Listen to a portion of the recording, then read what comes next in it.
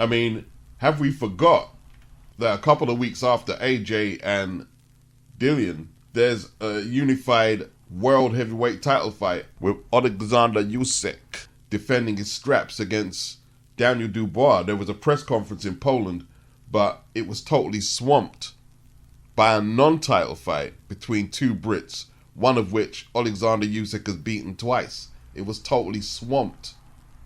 Now, in Poland and in Eastern Europe and the Ukraine, it's a bigger deal, obviously. It's a bigger deal. But whereas I didn't see many American outlets reporting on AJ versus Dillian, there was a few more reporting on that than there was on Usyk, Dubois. Totally gone under the radar. You know, you got to support Daniel as a Brit. Hopefully he can find a bingo punch on the night. You never know. But as a pro, he's knocked out mainly stiffs. Hasn't surpassed European level. Outside of his boxing, he doesn't have a dynamic personality. Lost in his step-up fight to Joe Joyce, a fight he was favoured to win. He's not a big commercial draw over here. And Usyk, pound for pound, one of the best fighters in the sport, no doubt about that. But outside of where he's fighting in Poland or the Ukraine and a few regions around the area, he's just not a big draw. And like it's unfair. I mean, how much times has he fought in the UK as a pro? About 3 times in all relatively big fights. So he's a draw in the UK. Listen, if they had held it in the UK, it would have been a bigger world event. More people tune into what's happening in the UK than they do in Poland. But Poland is just building their market. You know, they've got Rosansky, the Bridgerweight champion. That was a development that happened this year as they attempt to get their own thing going in Poland. Just like the Australians are doing the same, you know, like hooking up deals with DAZN, Tasman promotions. But it takes time to become a draw. Like, even, like, UK punch way above its weight, bro. Way above, so much. I tell you what, man, a lot of people think, why are you hyping it up like that? Because it needs to be hyped up. Our country is tiny. It's not even a country. It's an island. When Matchroom started really getting it going with them stadium fights, we had 11, and they weren't all Matchroom fighters, don't get me wrong, but in the country we had 11 world champions. Like 17 weight classes, 11 champions. We only have 4 right now, 4 or 3. And I told everybody about this. There's going to be a period where we don't have the same amount of champions, and the stadium fights won't be as abundant as they was, and you're going to be thinking, oh, remember them days. I told everybody about that. Tell me it's a lie I didn't tell you about that. Because I've been watching British boxing since the 80s, and I remember all the small hall cards. You could count the stadium fights on one hand from the 80s and early 90s. But yeah, it is what it is. Daniel wasn't a big enough draw to persuade Usyk and KRASSYUK to take the business over here. You know, if Tyson Fury got some nuts and decided to fight Usyk and wasn't making ridiculous demands, the fight would be in Wembley. It would be at Wembley. Or better yet, it would have been in Saudi Arabia where the most money was. But Tyson seemed to insist that he wants it at Wembley. If he didn't make ridiculous demands every second, like, okay, I'm going to take the rematch clause, you accept 70-30, I'll take the rematch clause off, and now you've got to fight with one hand tied behind your back and all that shit there, the fight would have been at Wembley. But Daniel doesn't have that pulling power like a Tyson Fury or an AJ. Daniel or Joyce don't have that pulling power. Montana Love, injured out of the Hitchens-Richardson bout. Maybe he's injured. Have they got Hitchens a replacement? You need to keep this kid active, man. You need to keep him active. I hope he's not off the card. Hey, good on Jermaine Franklin, though. He continues his run on DAZN. Even though he lost his last 2, he continues his run. At the Masonic Temple in Detroit, he takes on Isaac Munoz Gutierrez, a Mexican heavyweight. Got a good record, 17-0, 14 inside the distance, but he's beating Mexican heavyweights. We have to kind of you know what I'm saying? I don't want to disrespect the game. But come on, man. Right? But Jermaine Franklin, he can push on, put a little run together and get another big fight. So he's not out of the picture. That's good. And headlining is ALYCIA Gardner, undisputed super bantamweight champion, and she has a super featherweight belt. Her super bantamweight title's on the line and the super featherweight title on the line as well. Is that what they're aligned? Okay. She takes on Christina LINADATOU in a rematch. LINADATOU won the first fight. So she wasn't cleared, LINADATOU, to fight Mikaela Mayer in the UK in April of this year, not long ago. But she's cleared in this high-profile DAZN event. She's cleared by the Michigan Unarmed Combat Commission. They clear her, but the British Boxing Board of Control didn't, because of some eye condition, which apparently hasn't deteriorated or changed from when she fought in Britain in 2019 against Katie Taylor. Now, she had a procedure done on her eye before she turned professional, but that's the only time she wasn't cleared for a fight. In all the commissions that have checked her over, that's the only time she hasn't been cleared for a fight. Now, I believe corruption was at hand to rob LINADATOU out of a title shot and give Mikaela Mayer a cream puff. No disrespect to Lucy Wildheart, but she's nowhere near as good as Christina LINADATOU. Yeah? So basically, you know, there was corruption. BT, Bob Arum, Frank Warren, and the British board, they all colluded to get Mikaela Mayer an easy belt, an easy bargaining chip in the game. And LINADATOU's manager, Cohen, a New Yorker, he had a lot to say about it, but I noticed that barely none of the media outlets covered what he had to say. Right, we're going to jump straight in because I know you were in the mix of the whole Mikaela Mayer, Christina LINADATOU situation this week. From an outside perspective, it looked like a complete mess. Just kind of give us the, I suppose, chronological breakdown of what on earth happened in that situation. Absolutely. So it was a complete clusterfuck from the very beginning, for lack of better terms, right? On March 21st, the British board had emailed Queensberry to get all of Christina's medicals done. There was no interaction or there was any contact from Queensberry to us as to when her medicals had to get done. So I knew she needed medicals, so I just started sending her out for medicals because I pretty much know what has to get done out here. After that, all hell kind of broke loose. We started turning in her medicals. They were having problems with her. They wanted her to get a neurosurgeon to take a look at her MRI. They just wanted a whole lot of extra medicals, which we obliged. And at the last minute, they had asked for another eye test, right? So we couldn't get another eye test in the morning of the weigh-in, so the fight was called off. We asked the BBOC or BBBOC, or listen, man, at this point, I'm gonna call him piece of shit. We asked the piece of shits, particularly Robert Smith, for an extension. Can we do anything? He says no. And there's a lot of corruption in the sport, but you know, she gets an opportunity to get a second win over BAUM Gardner, which would be a huge win. And ALYCIA, she hits hard, but her cardio, I didn't realize it was that bad until the last fight there I saw, and it's going to be an interesting fight. Tyson Fury and NGANNOU agreed, is what sources Mike Coppinger are saying. October the 28th in Riyadh, Saudi Arabia. That's where AJ fought Andy Ruiz. Now that's not official, that's sources, but it looks like they've got it done. Now we need confirmation. Let me ask you then, let's talk about the fight if I may then, Frank. So is it a 10 round fight or is it a 12 round fight? 3 minutes I assume as well? It's 3 minutes and it'd be done on boxing rules, and at the end of the day it's a proper fight. And I'm telling you, in one sentence Frank said it's boxing rules, but it's a proper fight. How do you work that out? This guy has no experience in the pugilistic arts. I mean, we heard Tyson Fury tell the other Nigerian UFC fighter, no, I'm not going to fight you in no octagon. No, I'm a boxer. So he's got his own way. And like, you know, what are we expecting anything less than a Tyson Fury win? Yes, Ngannou can punch, but in a totally different environment in the combat sporting world. You know, like I saw one of Ngannou's knockouts and it wasn't like it went to the ground. No, for the most part, the fight I saw, it was what they call stand-up game in that world. And Ngannou punched him out.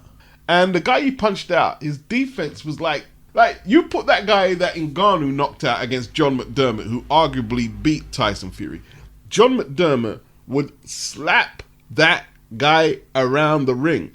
And likely John McDermott would slap Ngannou around the ring unless he got caught with something big. And we're talking about a heavyweight who never went past British level John McDermott. He was a very good fighter though.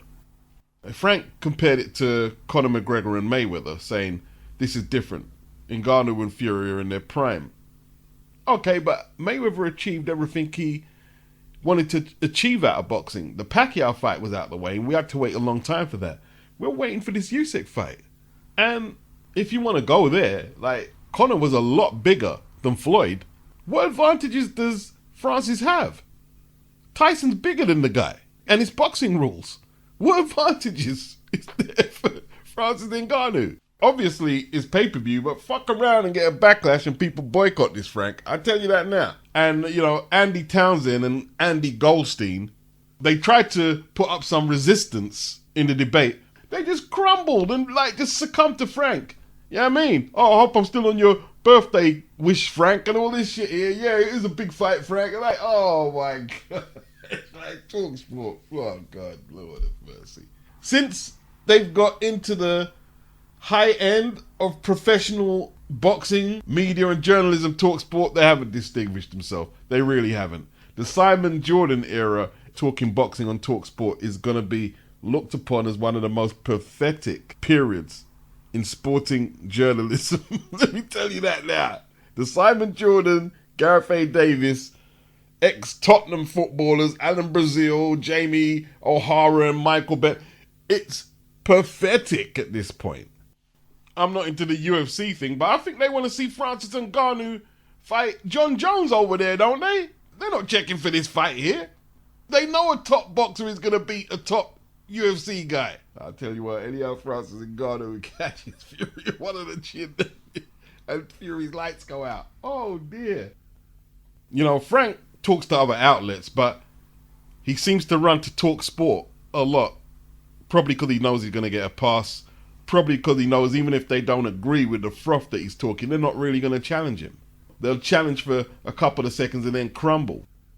Don't get me wrong, Frank has a very powerful personality. And I'm not going to lie, let's say if I spoke to Frank Warren, yeah, I talk a lot of shit on here, but I've been watching Frank since I was a kid. So I'm not going to start being rude to Frank, he's an elder. So I'm going to have to show some respect. But I'm going to stand my ground and say, nah, Frank, this is some nonsense.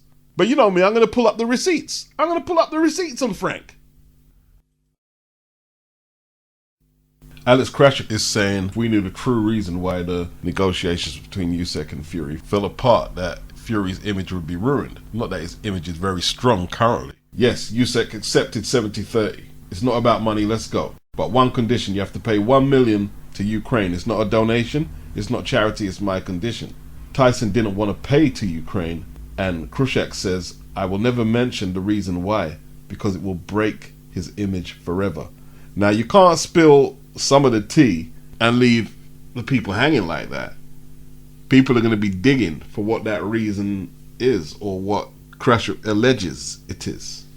Because I'm very interested to know what KRASSYUK is omitting from that statement there. I'm very curious now. In all truth, after talking on Twitter with another YouTuber, he's got a very good channel, he's a very intelligent young man. I don't want to say his name and give him his credit because it's a very touchy subject and I don't want to involve him into anything too deep. You know, if he tells me it's okay to credit him, I will do. It's not a problem. But he kind of changed my mind on this because it's unfair of KRASSYUK and Usyk to kind of pull Fury into this conflict. Could be a lot of repercussions. In saying that, Fury did say him, his dad and the boys would gladly go over there and fight if called up. So he digs a lot of holes for himself, but let's just draw a line under that one for now. Let's leave that one. WBC, they said they're going to give Fury a pass to fight NGANNOU because Ruiz and Wilder, they failed to make a fight, which would have been an eliminator, which would have resulted in a mandatory defense for Tyson Fury. And the negotiation between Usyk and Fury didn't come to nothing. You know, well, unless Mauricio hasn't been paying attention to boxing recently, he would know that it was Fury who botched the Usyk negotiation. So why is he getting a pass for botching the negotiations? Anthony Joshua has done wonderful, wonderful things for British boxing. In a high tide, all boats rise high, and he's been that high tide economically. He's not been held to any different standards than other people have. No, certainly not by me, if his accusations about me or Jim or anyone else, whether it's Gareth A. Davis or whoever else he's taken a swipe at. Right? The bottom line is that all people have done is looked at his body of work and made observations about it. And they've looked at Fury's body of work and made observations about it. So when someone like me turns around and goes, I'll leave off that, you know, by the way, the same Dillian White that's now fighting Anthony Joshua, that Tyson Fury destroyed destroyed this time last year, or a little bit earlier. When Tyson Fury puts in an inauspicious performance against Otto Wallin, gets criticised. When he fights a pup of a fight against Derek Chisora, he gets criticised. Now they're potentially talking about the Ngannou fight, gets told by people like me, Jesus Christ, why would the WBC champion of the world be fighting that particular fight? All of those criticisms, right? But when someone says, somebody that lost his heavyweight championship of the world to the Pillsbury Doughboy, who you say asked for 20 million, but the Pillsbury Doughboy said he didn't ask for 20 million, but you're only taking Tyson Fury and Frank Warren's side of the story. So that's a bias right there, Simon. then goes and loses to a cruiserweight. Loses to a cruiserweight who Fury, in the opinion of most boxing fans from what I see online, like myself, Fury is avoiding religiously. The same cruiserweight who is a former undisputed cruiserweight champion, an Olympic gold medalist. Perhaps he's not just the regular cruiserweight, Simon, or do you know anything about boxing? That's an unfair attack. Well, it's interesting. I mean, this is the former heavyweight champion of the world. He should not be getting a WBC belt. He should be getting a whining BC belt. Because it's nonsense. It's absolute nonsense. He talks about haters and people who want me And to there do are better. people like There are that. two people. They said there are two categories: haters and people that want me to do better. Now, forget the haters, because at the end of the day, you're never going to convert us. But I think all of us as British boxing fans, people who watch boxing on a regular basis, of course we want him to do better. You can see they're so thrilled to bits that he even responded to them. I mean, who's really living in whose head rent-free? For an hour, orchestrated by DAZN and TalkSPORT to have this discussion about what I said about Eddie, and people come off air and said, all the people like me said, oh, Simon Jordan won that conversation. All the people that liked Eddie said Eddie Hearn won that conversation. The bottom line is, if people don't like... Who the fuck said that you won the debate? Nobody said you won the debate.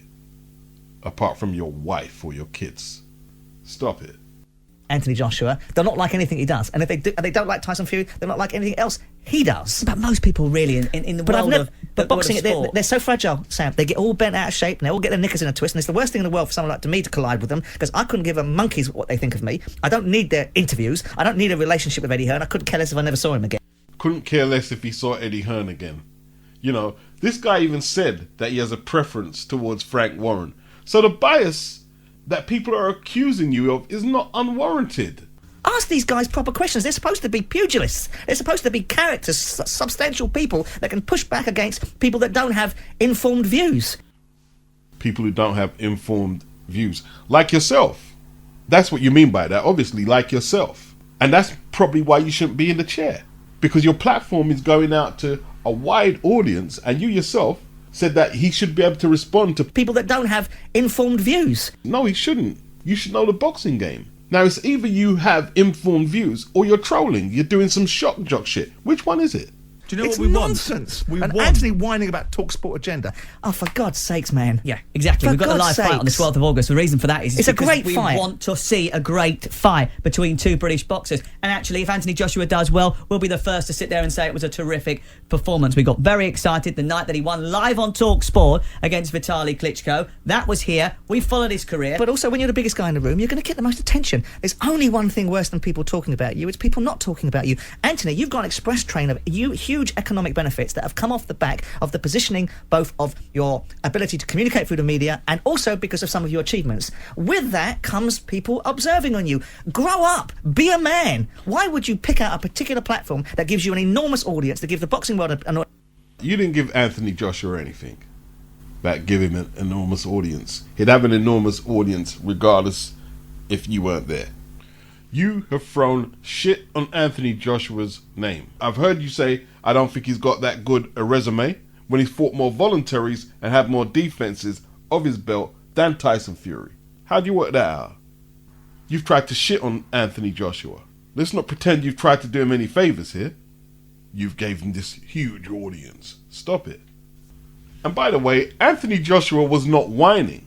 He was not whining. He responded to what he saw as one-sided reporting on him compared to Tyson Fury. There was no whining. He said what he said and moved on. He barely spent any time on TalkSport. How much time have you spent talking shit on Anthony Joshua? Accuses AJ's response to him and the rest of the idiots on there as victimhood. Is this the same one who went into a hissy fit, almost threatening legal action on Eddie in the debate when Eddie said that you took Crystal Palace into bankruptcy? Simon Jordan is the most insecure piece of shit, telling people they should be able to take criticism and not be offended by it. You're threatening Eddie with legal action. Before you get yourself into trouble, Eddie, you better not say that. Forget this joker. You're getting way too much attention. Way too much attention. You love the attention. Boxing people don't like shock jocks. We want informed people who know the game, bruh. Who know the questions to ask. And don't hold up agendas for the likes of Frank Warren. Responses aren't perfect. Sometimes I speak from the heart, which I will always do, and I'll speak honestly. In That's my a good thing. That's a good opinion. thing. Right, whether you think I'm factually incorrect, like I do you on something. Whether I think you're a snake oil salesman. No. Well, I think that's a bit harsh. There's a lot I can say Well, about you wouldn't you? personally, but you know. But you have. You've said things about me personally. Not really. You said I'm the king of hypocrisy with no basis for that. You are the king of hypocrisy, but you How? talk like you're some kind of business expert. We know how that went for you. No. In order to lose a lot of money, you have to make it in the first place. And if you're telling me to make 100 million it's a marathon, not a to make sprint, 100 million quid, to make 100 million quid out of one business in 5 years, no, I didn't. Yes, you did. No, I didn't. You went bankrupt. No, I didn't. What? Crystal Palace Football Club. Don't be stupid. Crystal Palace Football Don't be Club. stupid, Eddie. I didn't go bankrupt at all. Crystal Palace Football And don't Club. say silly things that can get you into trouble, because I didn't go bankrupt Well, in the slightest. in that case, I apologise. What happened I to did Crystal was, Palace Football Club? like everybody else that Oh, has you wound challenges it. in life. Yeah, go on. No. What I did was, as the biggest creditor, because of the biggest banking crisis in the world, I took a view that I could no longer fund it anymore, put it into administration and wrote off 50 million quid. On the basis of the fact that I made 100 million quid. So get your facts right, I apologise. son. You Right, took the so club you into should. administration. No, I didn't take it into administration. A secured creditor put it in there, and I had to take my medicine, which I've never complained about. No, and I've I never admire you bitched for and that, whined but- about it. but- I've never but gone you- about the fighters that ran off with me and I invested in them and started crying about it. Well, you I cried took my about many medicine. things. No. No, I haven't. But also, Never cried about anything. But you sit there and you don't acknowledge any side of business. You hear him like plucking at straws whether an independent creditor put them into administration or if he took the club into administration. Really? You fucked up. That's the bottom line. You fucked up. And look how emotional you're getting because Eddie's putting it to you. But you're saying AJ should just take whatever I've got to say and not be bothered about it. Grow up, AJ. Why are you bothered about what I say? I'm giving you a big platform to get big. Fuck you, you wanker. Can't stand this guy. Look how bothered you are. Threatening legal action. How much time did Eddie pull this guy up in the debate when he got things wrong? When did Eddie say, yo, you better not say that or you're going to get in trouble? I didn't want to come on the show. I didn't like what he said. And the key here is I don't think he understands the sport, the disciplinary matters, the procedure. That's a big assumption on your part, mate. Okay, I'll ask you a question. Go ahead. Through the whole process of this, what would you have done? Forget the press conference. Yeah, I've heard that bit. What would you have done in my position? A lot differently to what you did, Let's Miles. go. Let's go. What would you have What I changed? would have done is I would have taken the best course of action with best practice in mind. I would have looked at the fact, right, that I've got two contracts. I've got a contract with a fighter and I've got a contract with the opponent. And I'd have looked at what my obligations are under both. And I'd have looked at the situation, because you're quite clever, Eddie, you're quite smooth and you're quite manipulative. And what you do is you let the world see the things through your eyes. What you do is you say, I couldn't pull this fight. You could have pulled that fight. I couldn't have pulled Yes, the you fight. could. No, absolutely Eddie, not. are you telling me... let me finish. Yeah. Are you telling me you haven't got a contract with a fighter, Conor Benn, that if he brings himself into disrepute for a failed drugs test, that you wouldn't be able to drop him as a promoter? No. Everything's VADA for you. You pulled Pascal fight with Buatsi because of VADA. No, I didn't. No, No, I didn't. Demetrius Again. Well, let me go through the list of let me go through the VADA ones. Demetrius Andre is the best option. Go Right. through that one because Okay. you really don't know what you're talking. Ask these guys proper questions. They're supposed to be pugilists. They're supposed to be characters, substantial people that can push back against people that don't have informed views. So we just heard a snippet of the Eddie Hearn debate and it went all through the debate like that. Him getting shit wrong and getting corrected by Eddie. All through the debate. Misinformed views, like he said there. You go in there winging it, disrespecting people, getting shit wrong all the time, and then when it's obvious that you're losing the plot and in way over your head, you start using these long words. Acerbic, facetious, vitriolic, conditionality. But on a serious note, yeah, if you're just gonna wing it and just say anything you want, maybe it's time that Matchroom and Joshua get themselves a solicitor and take a fine tooth comb to some of the broadcasts. And if you're saying anything libelous or false, maybe it's time to start suing TalkSport and Simon Jordan. I'm just being real now because it's not funny to me. Maybe some people find it funny. I don't find it funny. Because, let me tell you this now. If anyone was doing that to Simon Jordan, just winging it, oh, you took the club into administration. No, I didn't. I'm going to sue you. He'd sue them. Bang like that. What's good for the goose, good for the gander. No more of this, AJ, you're a big guy. You just take it on the chin and roll with it. Well, why would he do that if you wouldn't do that?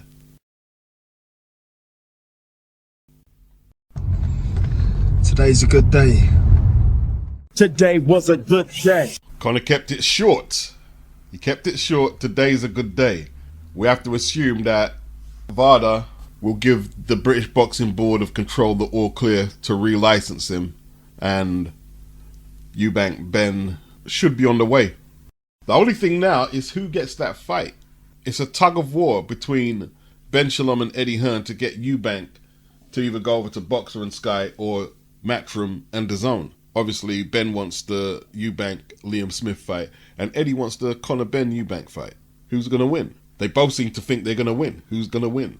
And I tell you what, whoever wins this will have made a massive statement about who's in control of the domestic market. Even though I would still say that's Matchroom, but nevertheless, if Sky can pull this off, it's massive for Ben Shalom. It's massive. And it's a big tug of war. It's a big network and promotional battle. And if Ben doesn't get Eubank versus Liam Smith, Sky will be looking at the progress. Now, he's only been there since when? Was it 2021? Let's say late 2021. So it's not that long. But this ain't no YTS apprenticeship course, man. You got to get the job done. I'm actually going to run a poll. Well, I'm going to run a poll.